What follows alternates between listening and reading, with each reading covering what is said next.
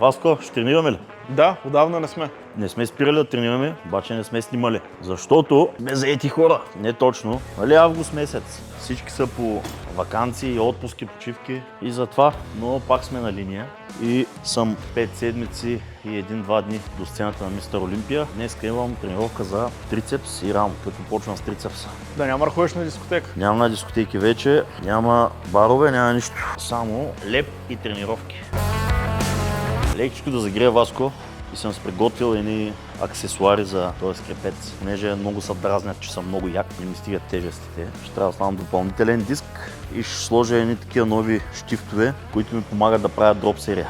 След малко фирми и до тях. Да раздвижим тия стари кости. Така стана веднъж 80. Тук ще направя няколко повторения, колкото да подскажа на мускула, че ще има гърч. Междувременно да си пина сокче след че. Виж какъв метален шейкър си имам. Държи хладно това, което имам вътре. В случая есенциални аминоксини, креатин и малко електролити. За желязо става ли? Става. Халумин, който иска, може да си го поръча от сайта на НЛО с моя промокод. Айде да почнем. Давам старт на началото. На началото, на старта на тренировката. Имаме пистолет, с който да гърмим. Дай ножа да гръмна. Колко седмици до Мистер Олимпия? 5 седмици, 1-2 дни до голямата сцена. Виж сега обаче какво правим и тук. Понеже ще правим дроп серия, тук стават 45 кг. Това кутия пълна стайни ли? Това е кутията на Хари Потър. Какво имаме в нея? И такива играчки специални. Това са за игри за напреднали. Виж сега Васко, това го слагаме така и го пъхам тук. И сега ще виж каква му е функцията. Това ще го оставим да почива. Обаче ще сложа колана за всеки случай, защото ще има напън. Значи хубаво е, когато не се чувствате сигурни, искате да имате една опора, една сигурност, слагайте си колана, не е грешно, не ги слушайте какво ви казват, ще се изнежи, не знам си какво, няма да се изнежи. Ако се родил изнежен, няма какво да правиш, нали, 5 колана да сложиш, няма страшно. Така, Васко, наблюдавай и внимателно процеса какво ще се случи. Ай! Нищо не стана, трябваше да падне. Това беше една серия от 30 повторения. Само че не знам това, що не стана. Я го прави по-рязко, го пустиш. Не, то трябваше така да го направи. Разбираш, горното трябваше да сложи. Нищо ще го направи. Тежко да видя това. Няма как. За да не е трудно се го правим сами. Колкото са ти по-големи амбициите, толкова ти е по-трудно. Ако са ти малки амбициите, няма ти е толкова трудно. Така че от вас зависи колко искате да ви е трудно. Ако нямаш амбиция никаква, няма ти е трудно. Може да стоиш на клавиатурата и да пишеш, че всичко е лесно, само изглежда трудно и така. Васко почна да ми стяга кожата и да ми тясна. Правя втора серия, последна. Отново ще е дълга. Работим!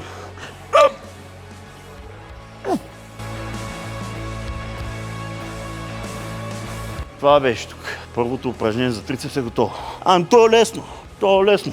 Отстрани е лесно. Отиваме на следващото упражнение, което е базово и това вече е тежко упражнение. Това е Смит машината. На нея ще правя тесен хват зад трицепс. Показвали сме го и, както съм казал, което не работи, не го сменяме, не го пипаме. Остава си. Това работи, това правя. Как върви подготовката? Добре, всичко нормално. Днес, след тренировка съм на масаж. Ще дойде Жорката, ще ви запозная с него, ще ви оставя неговите данни за контакт, защото той основно е кинезитерапевт, но и прави и масажи. Научил съм го да прави дълбоко тъкани масажи и много често ми помага за възстановяването. Така че след тренировката масаж и утре почивка, защото почивката прави шампиона. 12 повторения на тия и директно към работна серия. Храната как е? Храната все още е много голямо количество, което право ми е тук вече. Но имам 5 седмици. Това е хем малко, хем много време. Тия 5 седмици. Затова все още я държим висока храната, да не сдухам. Аз съм релефен. Нямам какво толкова да чистя, но все още е висока. Надявам се скоро да я намалим нея, но си е скучна. Но пък и даже не се сещам да ми се яде някакъв чит, което е добре. Не те е изкушава нищо. По принцип никога не ме е изкушавало. Мисля, аз като съм на диета. Какво значи ядем си? Няма такъв вариант, нали? Но пак, примерно, видиш нещо и се замисляш, нали? Сега въобще не ми прави впечатление никакво. Даже не пия и напитки без захар. Пия си вода и аминоксидите, които са страхотни на вкус. Първа серия. Какво по-различно е тази тренировка от предните? Вече е по-интензивна. Видя още на първото упражнение вкарах 2 дроп серии, почивките са по-кратки, дигаме интензитета и това дига трудността, но пък изгарям повече този начин и по-лесно става релеф. Още една работна серия. Отново целта е да се старая да вдигам максимално тежки щанги, за да запазя обема на мускула. Падне ли ти силата, пада обема задължително. Сега някои колеги, аз не мога да кажа, че са колеги, а някои състезатели и други, разчитат на много такива неща и по този начин, нали, запазват, обаче пак губят твърдост, губят плътност, пак не става това, което трябва да е. Така че по-малко приказки, повече действия и по-тежки щанги. И такива простоти за кратки пътища няма.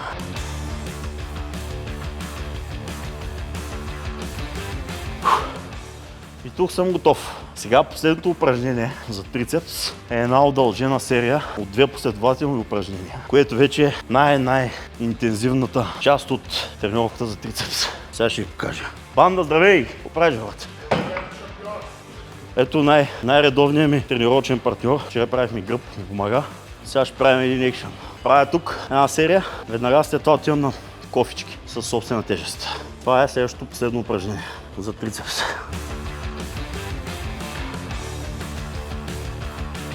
Една серия. Сега ще се включи някой от сторежа. Днеска съм носил греди по 200 кг. Ти се измори от 2 упражнения. Забавно е. Моя канал, за разлика от други канали, не изрязваме нещата от контекста да търси вниманието на дебилите. Тук моя канал е забранен за дебили. Благодаря за вниманието. Втора серия. Ако си дебил, това не е твоето место.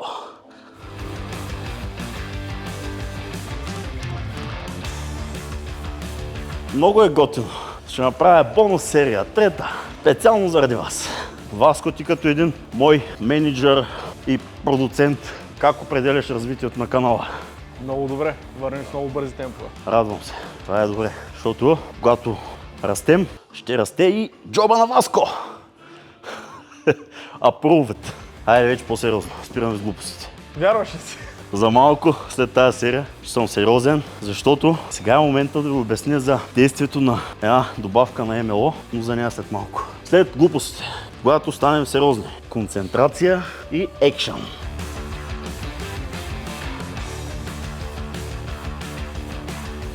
Това беше всичко за трицепс.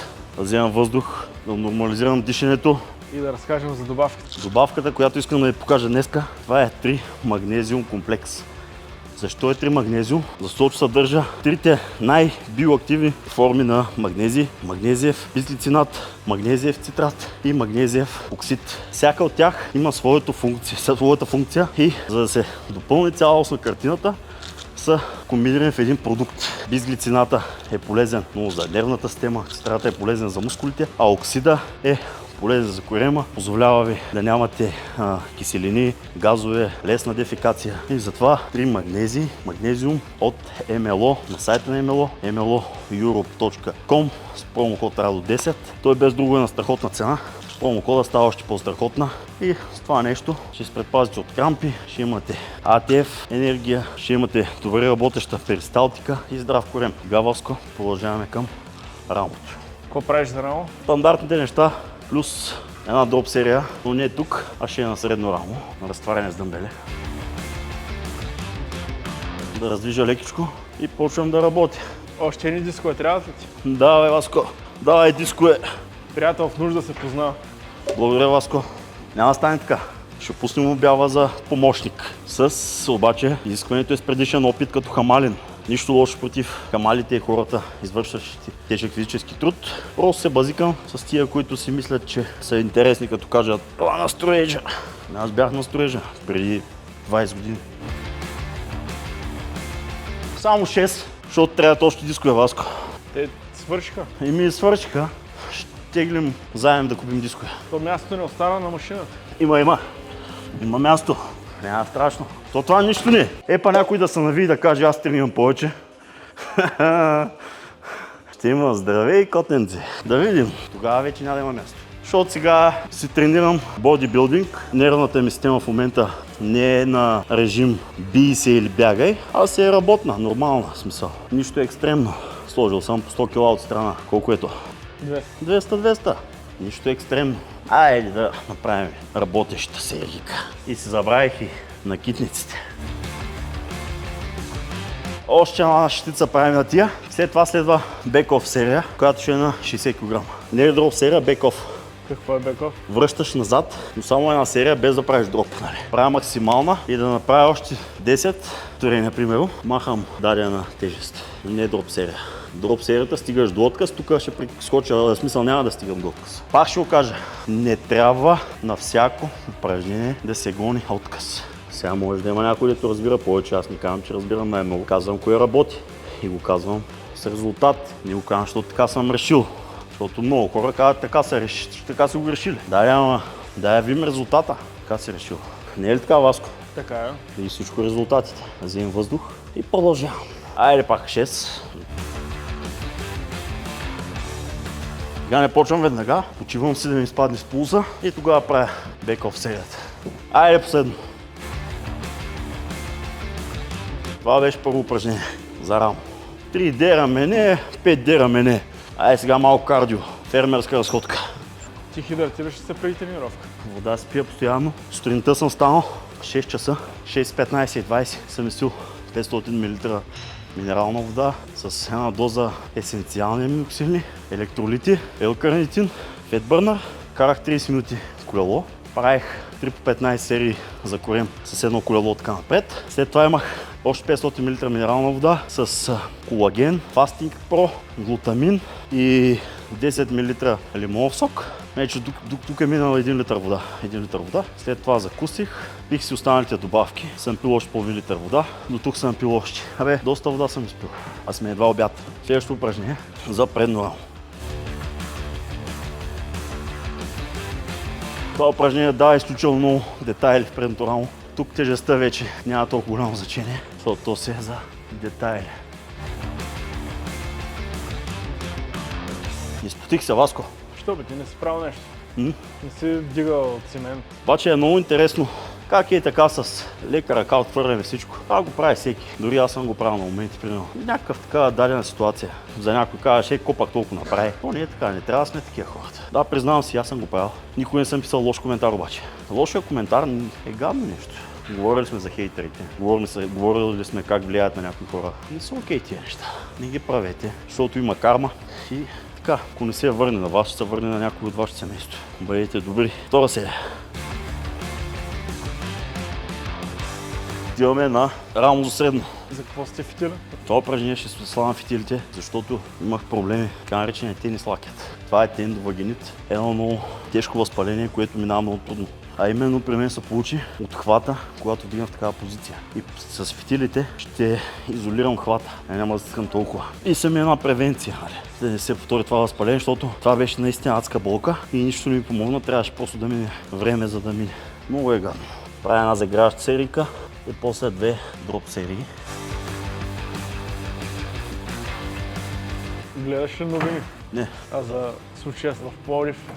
Гледах го това, да. Как да го коментирам, човек? Цялата работа, много жалко, че този човечец е бил някакъв тих, обикновен човек. Не са си намерили майстори тия деца. А по принцип за мен са виновни техните родители. Аз съм родител и виждам много от родителите какви са. За жалост е такава ситуация, така е картинката. Тия същите родители са като тия глупаци, които пишат обидните коментари. Даже бяха извадили на единия баща на момичето какви неща е писал във Фейсбук. Не можеш да искаш да има насилие, да пишеш такива неща за насилие. Първо, ти си слаб човек. Ти го пишеш от страх. Един силен човек никога не заплашва. Никога не иска да покаже колко е по-силен, като унижи някой по-слаб. Това са слаби хора. В принцип, звучи малко крайно, но ако има естествен подбор, тия хора лошите първи ще заминат. Първи ще ги махнем, защото никой не търпи такива. По-силен си, знаеш си местото. Обаче той, слабака, иска да се доказва. Дълга тема, Васко, да си правим серията. Почвам с 20 кг, 16-12. Дроп серия.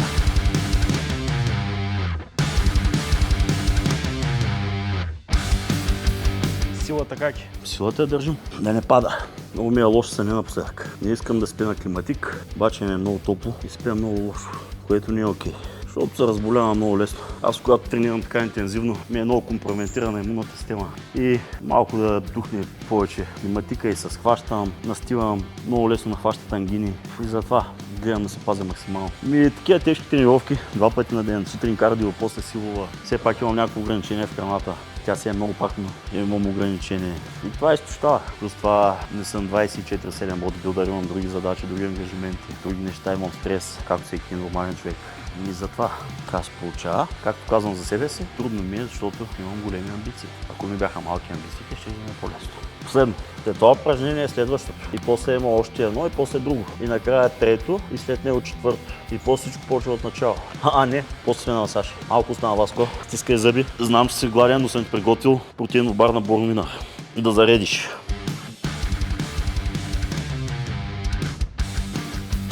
Това беше много грозна серия. Ще изрежем тук, да не? Теми нататък. Правя само 2 серии. Вертолет, хеликоптер, който както искам да вика. Няма правим повече дроп серии, няма слагам допълнителна тежест. Вече пауъра свърши и се пускам по инерция надолу по баера. Хеликоптер, хеликоптер. Днешната тренировка нямам унилатерални упражнения, с които да работи всяка ръка отделно, всяко рамо. Защо така? Защото гоня интензивност, а там вече малко се накъсва. Първо едната, после другата ръка. Не е фатално. За 4-5 седмици да го направите, няма страшно. Няма да изостане никой мускул. Още една серия. Почвам задно рамо. Архам колана, няма смисъл от него вече. Тук тежести срещи са много леки. За задно рамо правим само едно упражнение. Както сме казали, той е малък мускул. Няма нужда от толкова бой, колкото си мислите.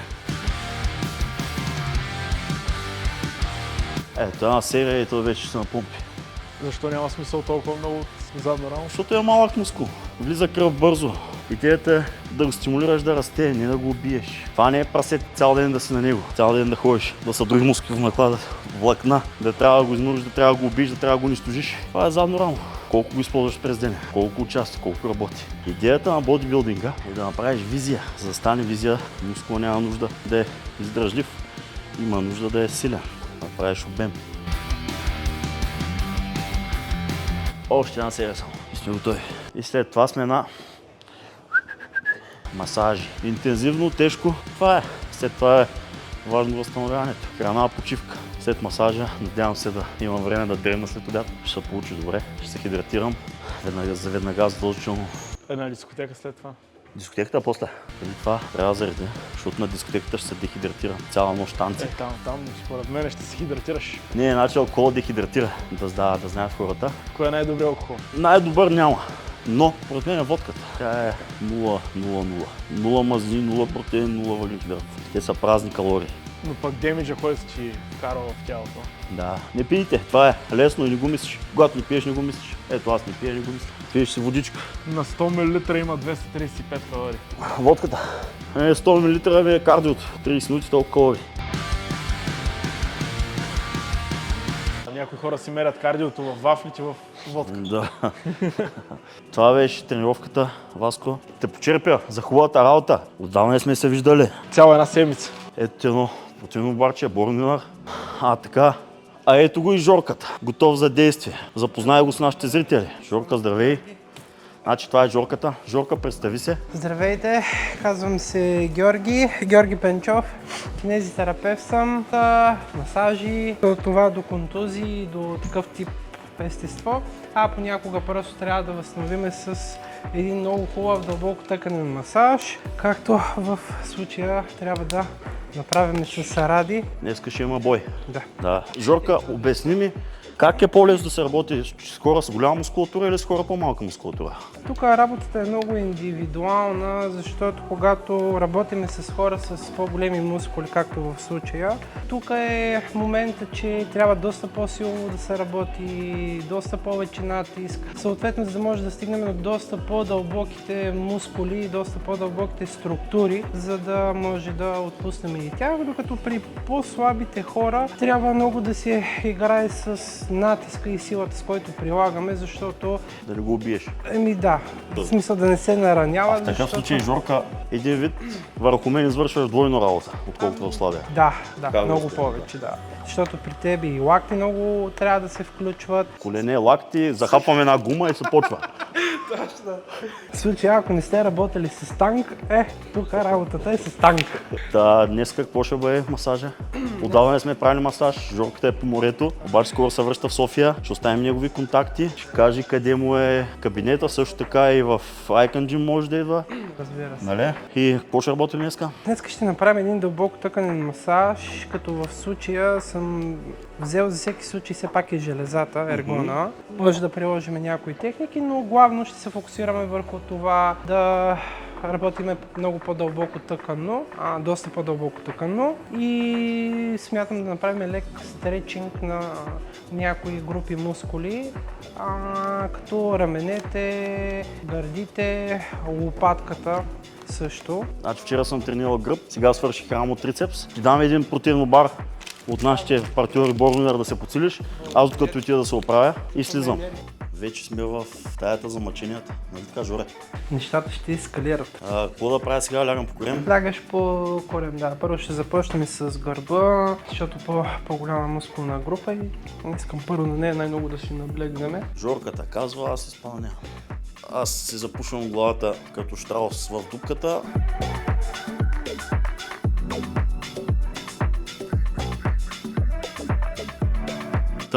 До следващия път. Жорка, леко с тия гащи, бе. Охо! До следващия път, приятели, ще видим кога ще е той, защото имам още 5 седмици до Олимпия. Аз една седмица преди това летя за Вегас. Ще ви държим в течение. Айде! Бай!